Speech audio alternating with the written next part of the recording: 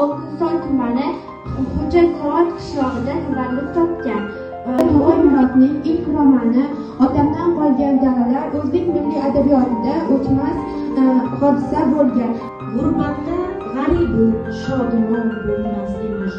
El anga shafiqu mehribon bo'lmas emish. Oltin qafas ichragar qizil gul esa bulbulga tikondek oshiyon bo'lmas emish. Limon ul sargulro kelmadi. Ko'zlarimga kecha tong otguncha uyqu kelmadi. Lahza chiqdim-u, chekdim yo'lida intizor. Keldi jon og'zimga yo'l, ul sho'x badxo kelmadi.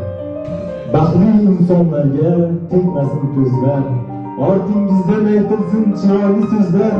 Onaning ishonchin oqlasin o'g'il, otaning boshin egmasin qizlar. Yurtim senga she'r bitdim bugun, qiyosinga topmadim aslo. Shoirlar bor o'z yurti butun, olam aro atagan tanho. Ular so'yishyapti. Nima bo'ldi? O'ldirishyapti. Ancha oldin o'lib ketdi. Izsiz o'tlar.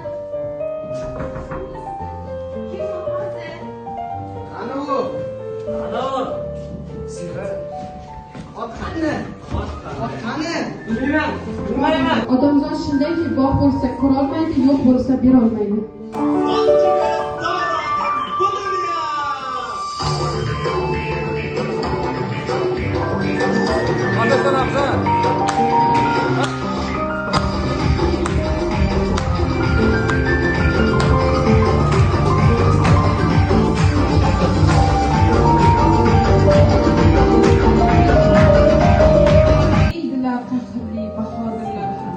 Janglarda jon berib chog'i mardona, behad azoblarga chidab so'kidan, bitta so'z dermishlar shirinlar ona. O'zi o'lmaydi. Hamisha navqiron nasl shoirlar, haqiqiy shoirning qabri bo'lmaydi, yurakka ko'milar asl shoirlar.